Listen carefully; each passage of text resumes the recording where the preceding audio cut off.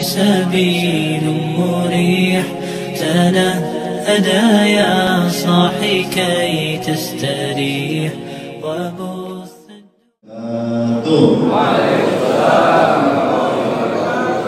Alhamdulillah wa syukurillah wa la hawla wa la quwwata illa billah.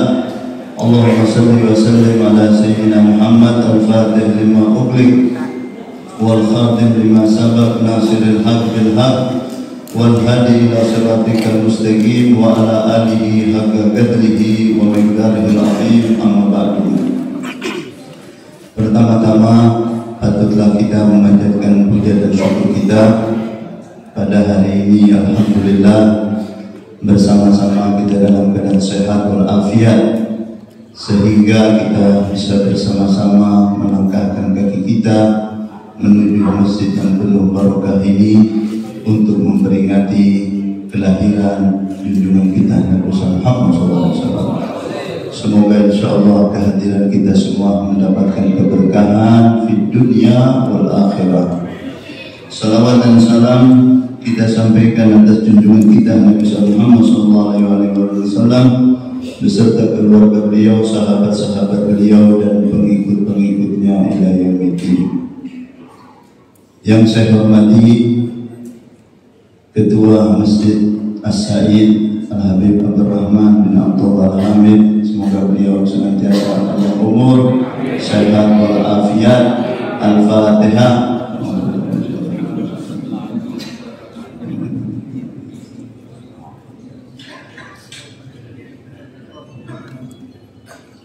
Yang saya hormati Al-Habib Rustam Al-Kaf, yang saya hormati Dr. Swabir Al-Habasyi, yang saya hormati para habaib, para alim ulama, para tokoh-tokoh masyarakat, Al-Habib tamu kita dari Semarang, Al-Habib Muhammad Al-Muqaddam, dan juga lebih khususnya kepada Imam Masjid As-Said Al-Habib Al-Bafagi.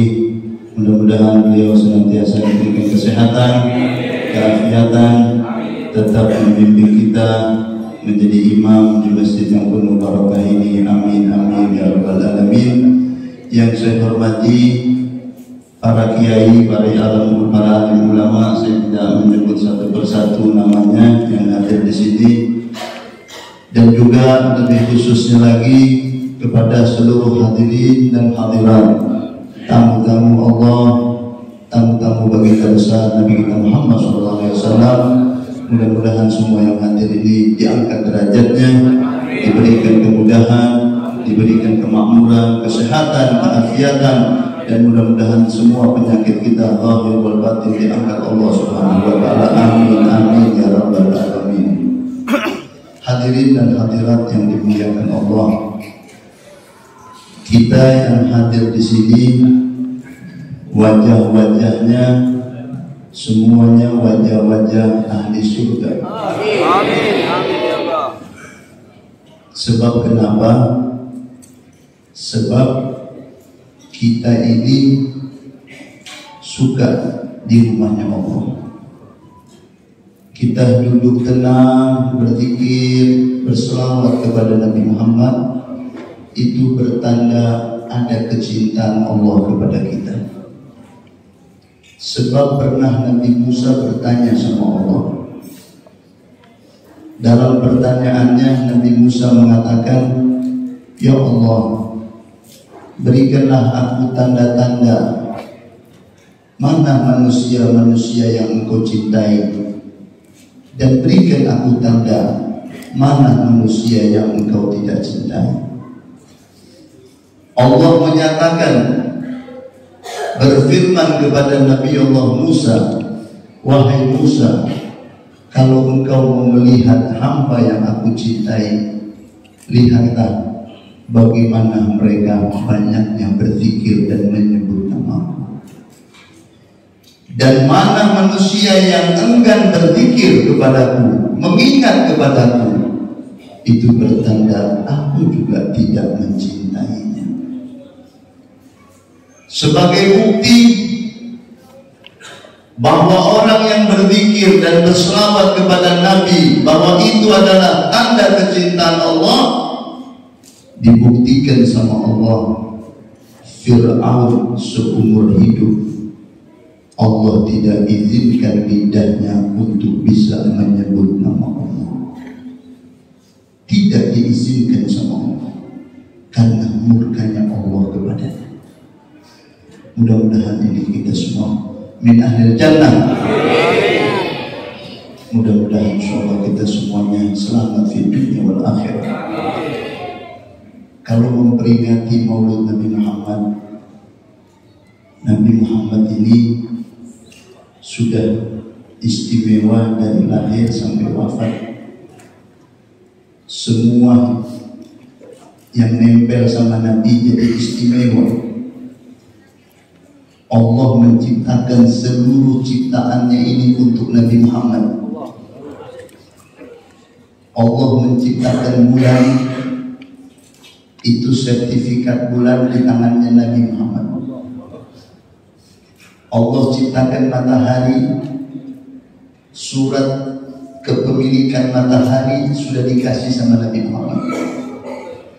Allah menciptakan bumi, surat kepemilikan bumi dari timur, barat, utara, selatan, semua sudah diserahkan kepada Nabi. Allah menciptakan surga, semua kapling sertifikat di surga semuanya sudah diserahkan kepada Nabi Muhammad SAW. Makanya Nabi perintah apa aja semuanya taat, sebab sertifikatnya di tangan Nabi. Bulan itu sertifikatnya di tangan Nabi. Waktu Abi Jahal kedatangan tamu raja dari Syam, bertamu ke Mekah dan bertamu ke rumah Abi Jahal. Abi Jahal khawatir kalau tamu ini besok ketemu Nabi di Masjidil Haram, di Ka'bah, tamu ini nanti jatuh cinta sama Nabi. Abi Jahal khawatir tamunya ini raja negeri Syam, kalau nanti berpapasan sama Nabi, lihat wajahnya Nabi, dia beriman kepada Nabi. Kekhawatiran Abi Jahal tidak habis-habisnya. Akhirnya untuk menutupi semua kekhawatiran itu, lebih baik daripada nanti tamu ini ketemu tanpa sepengetahuan dia dengan Nabi Muhammad, lebih baik dia bawa ini tamu berhadapan sama Nabi. Tapi niatnya jahat, niatnya tidak baik. Tamu dia bawa menghadap kepada Nabi, dia katakan kepada Rasulullah di hadapan tamu, "Ya Muhammad, kalau kamu memang benar-benar Nabi, bisakah kamu belah bulan menjadi dua?" Pikirannya Abi Jahal ini tidak bakal mungkin, supaya tamu ini jangan sampai beriman kepada Nabi. Abi Jahal kalau di depan Nabi, Bapak Ibu, gak berani bicara kasar, gak berani.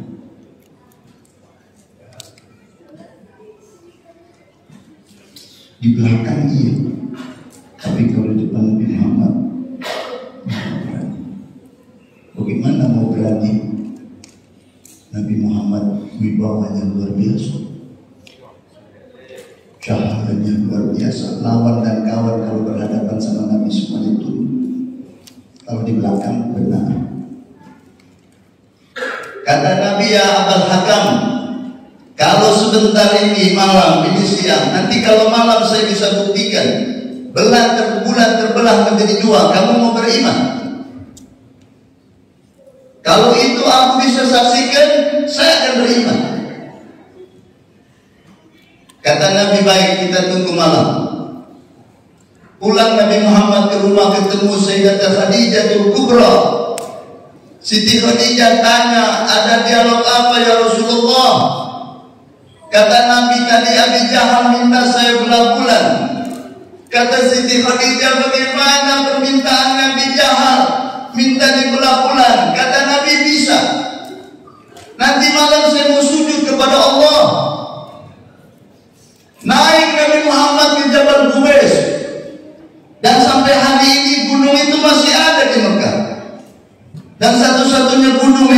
tersisa di dekat Ka'bah, di dekat Masjidil Haram adalah Jabal Qubais, yang sekarang dibangun istana kerajaan di atas Jabal Qubais. Naik Rasulullah di atas Jabal Qubais, sujud Nabi Muhammad, memohon kepada Allah, ya Allah, belalah bulan menjadi dua, maka permintaan Nabi dikabulkan sama Allah, satu di timur, satu di barat. Dibuktikan sama Allah bahwa surat kepemilikan bulan sudah diserahkan kepada Nabi Muhammad. Mau diapain terserah Nabi. Jangan lagi terbelah jadi dua. Kalau mau terbelah 4, 10 bisa. Nabi minta hanya terbelah 2 karena sesuai permintaannya Abi Jahal. Begitu bulan terbelah 2 dan disaksikan bukan hanya oleh orang-orang Mekah, tapi yang menyaksikan seluruh penghuni bumi yang hidup pada saat itu, menyaksikan satu bulan di timur, satu di barat. Nabi cari Abi Jahal. Ya Abul Hakam, angkat kepalamu ke langit, lihat bulan, di mana yang satu dan di mana yang satu. Abi Jahal sama tamunya raja dari Syam. Abi Jahal angkat kepalanya, tamunya juga angkat kepala. Dia bisa melihat. Langsung Abi Jahal bilang, Muhammad sihir kita. Muhammad sihir kita. Nabi, kesempatan ini tidak disia-siakan sama Nabi. Nabi memberikan petunjuk kepada ini tamu dari Syam. Kalau Abi Jahal sudah dikunci hatinya sama Allah. Kata Nabi, wahai Raja Syam, kamu punya anak dari lahir sampai umur 8 tahun dia lumpuh. Benar atau tidak? Benar. Anakku perempuan sampai di hari belum bisa jalan. Benar. Wahai Raja Syam, kamu pulang ke negerimu, masuk kamu ke istanamu, nanti yang buka pintu istana putrimu yang perempuan. Hari ini dia sudah sembuh. Raja Syam nggak bisa bicara. Dia bilang sama Abi Jahal, saya pamit mau pulang ke negeri saya. Kenapa buru-buru tidak? Saya mau lihat anak saya. Saya mau buktikan ini ucapannya. Dia kemas barangnya, malam-malam dia pergi kembali ke negeri Syam. Perjalanan begitu jauh, begitu sampai di istananya, begitu diketuk pintu istana, yang buka anak perempuannya yang sudah bisa berdiri dan berjalan, menyambut kedatangan ayah. Langsung si ayah berkata, asyhadu an la ilaha illallah wa asyhadu annaka Muhammad Rasulullah. Semuanya taat sama Nabi Muhammad. Karena memang pemiliknya Rasulullah, pemiliknya Nabi. Matahari yang punya Nabi Muhammad. Pernah Sayyidina Ali bin Abi Thalib, Nabi baring di pangkuannya Sayyidina Ali, baring Nabi Muhammad. Dalam satu perjalanan, tiba-tiba Nabi baring-baring, Sayyidina Ali tidak berani bergerak. Sayyidina Ali tidak berani menoleh, tidak berani mengangkat kakinya. Dia tegak, dia duduk, menjaga Nabi lagi baring-baring, tidak tidur, hanya baring-baring. Tiba-tiba matahari terbenam. Nabi langsung angkat kepalanya bilang, ya Ali, apakah kamu sudah sholat asar? Sayyidina Ali bilang, belum ya Rasulullah. Bagaimana mau bangun ada Nabi di pangkuannya? Kata Nabi, masa belum? Wahai matahari, keluarlah, kembalilah engkau, karena Ali belum sholat asar. Seketika itu juga matahari yang sudah terbenam timbul kembali, terbit kembali, terang benderang bumi. Lalu Nabi Muhammad katakan, wahai Ali, sekarang engkau sholat. Sayyidina Ali sholat, selesai sholat asar.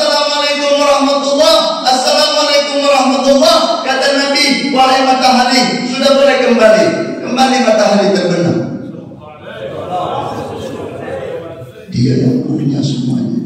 Dia yang punya Nabi Muhammad. Makanya sahabat-sahabat yang di kanan kiri Nabi suka bagi-bagi surga sama sahabat. Dibagi-bagi semuanya. Kapling itu dibagi-bagi.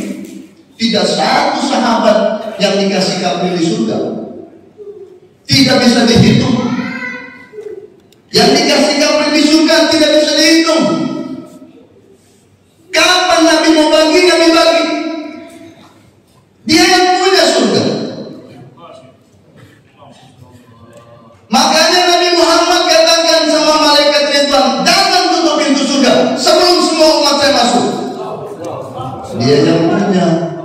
Malaikat Ridwan cuma jagain kaplingnya Nabi Muhammad. Cuma jagain yang punya Nabi Muhammad. Dia perintah, awas tutup. Sebelum umat saya semuanya masuk, baru boleh tutup. Nabi kalau mau bagi surga, Masya Allah. Ini saya tidak panjang-panjang sebab udah waktu zuhur sudah dekat. Tapi satu kisah saya mau bawa sebagai bukti ini. Kalau Nabi lagi mau bagi-bagi surga gampang. Lagi duduk Nabi Muhammad sama sahabat, tiba-tiba datang satu anak yatim. Anak yatim itu berkata, ya Rasulullah, bisa bantu saya Rasulullah? Kata Nabi, bisa. Minta bantuan apa? Ya Rasulullah, saya punya kebun. Saya lagi pengen bikin pagar. Ada satu pohon kurma menghalangi pagar saya agar lurus. Yang punya pohon kurma itu saya sudah datangi. Saya udah bilang sama dia, boleh saya minta satu pohon ini, saya mau luruskan pagar saya. Yang punya kebun kurma sebelah ini bilang, saya tidak mau. Saya bilang sama dia, kalau begitu saya beli saja. Berapa harga satu pohon kurma? Dia juga nggak mau jual, ya Rasulullah. Ya Rasulullah, bisa bantu saya? Biar yang punya kebun itu mau berikan dan mau jual satu batang pohon kurma. Saya pengen pagar kebun saya lurus, gak bengkok-bengkok. Siapa yang punya Fulan bin Fulan? Dipanggil. Dia berhadapan sama Nabi. Nabi Muhammad bilang begini, wahai sahabat, kamu punya pohon kurma, ini anak yatim mau luruskan pagarnya, boleh saya minta itu satu pohon kurma? Dia jawab, saya tidak mau ya Rasulullah. Kata Nabi, baik, kalau begitu saya mau beli. Saya mau kasih ini anak yatim. Kata yang punya kebun kurma itu, saya juga nggak mau jual. Dibeli tidak mau, diminta nggak kasih. Cuma satu pohon. Ini orang punya kebun, kurmanya banyak. Tawaran yang terakhir, kata Nabi, saya nggak beli, saya nggak minta. Tapi pohon kurma itu kamu serahkan sama anak yatim, saya ganti dengan satu pohon kurma di surga. Kalau kamu berjalan di bawah pohon kurma itu, nanti 100 tahun baru selesai. Ini mau dikasih kapling di surga, mau dikasih kapling. Nabi yang punya. Dia jawab sama Nabi, saya tidak mau. Satu sahabat namanya Abi Dahdah bisikin Nabi, ya Rasulullah, kalau saya negosiasi sama dia dan berhasil, kira-kira yang 1 tahun mau kurma berjalan di surga itu bisa saya dapat? Nah dia Abi Dahdah, kalau kamu berhasil, yang saya janjikan buat dia jatuhnya sama kamu. Baik, dia datangi yang punya. Hai sahabat, kamu tahu nggak saya punya kebun di Madinah? Tahu. Ada 600 pohon kurma. Kurma yang terbaik di kota Madinah. Katanya orang, saya tahu kurmamu nomor 1, super. Pedagang-pedagang di Madinah, penjual korma, semuanya lagi nunggu hasil panen saya. Karena hasil panen saya yang paling digemari sama penduduk Madinah. Kamu tahu itu? Ya, saya tahu. Kamu tahu tidak? Di kebun saya yang 600 pohon itu ada sumur yang airnya jernih luar biasa. Dan di kebun saya yang 600 pohon itu ada bangunan rumah bisa untuk ditinggali. Kamu tahu semua itu? Saya tahu. Kata Bidahda, itu semua 600 pohon sama sumur sama rumah yang ada di kebun itu, kamu ambil semua, saya minta satu pohon korma kamu. Dia lihat Bidahda, dia Bidahda, nah 600 pohon tukar satu pohon, 600 pohon ada mata air, ada rumah tukar satu pohon. Ini sahabat lihat wajah Nabi, kata Nabi itu Bidahda benar. Serius Bidahda? Kata Bidahda, saya serius, ini Rasulullah saksi. Kalau begitu panggil tukang catat. Taruhlah kalau sekarang lurah, kalau di kota besar notaris, panggil notaris, didatangkan notaris. Dari zaman itu sudah ada tukang catat tanah, jual beli tanah sudah ada. Panggil notaris, bikin akad jual beli, tukeran 600 pohon milik Bidahda beserta mata air dan rumah yang ada di atasnya, ditukar dengan satu pohon milik fulan bin fulan. Tanda tangan kedua belah pihak, saksi semua tanda tangan, selesai, masing-masing pegang surat. Lalu Bidahda terima tuh surat satu pohon korma, serahkan kepada Nabi. Lalu Nabi Muhammad serahkan sama anak yatim. Kata Nabi, ini sudah satu pohon korma sudah jadi milikmu, kamu mau apakan terserah, uruskan pagar. Bidahda pulang ke rumah. Sampai di rumah dia bilang sama istrinya, hari ini saya untung besar. Istrinya tanya, untung dari mana? Kebun saya yang 600 pohon sudah saya jual, untungnya luar biasa. Kata istrinya, kamu jual berapa? Saya jual dengan satu pohon tapi di surga. Nabi Muhammad bersabda, satu pohon itu buahnya tidak bisa dihitung jumlahnya. Kalau kita berjalan di bawah satu pohon itu, nanti 100 tahun baru selesai. Istrinya jawab, Rabi'al bai' Bidahda, Rabi'al bai', untung hari ini Bidahda, untung hari ini Bidahda. Istri solehah juga. Kalau kena istri kita, dia ngomong apa? Tapi ini istri Bidahda jawab, Rabi'al bai', untung besar Bidahda, untung besar suamiku hari ini. Dia kembali sama Nabi Muhammad. Dia bilang, ya Rasulullah, istri saya gembira, semua kami gembira. Kata Nabi, ya Bidahda, Jibril datang kepadaku.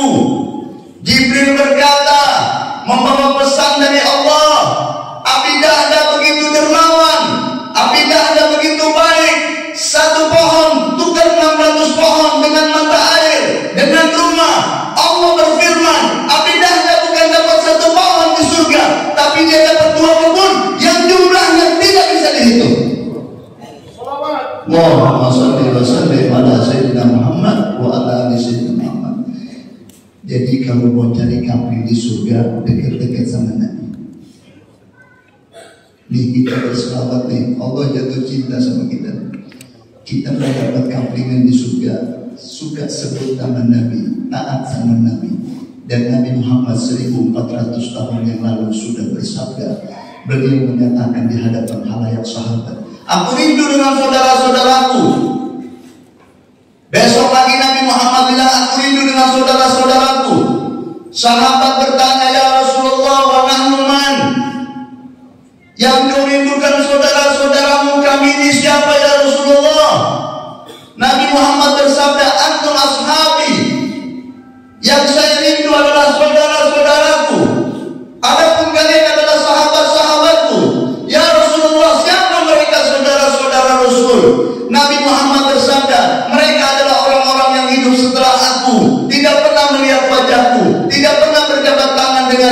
tapi cinta kepadaku, melaksanakan kewajiban yang aku perintahkan. Mereka adalah saudara-saudaraku dan aku rindu kepada mereka.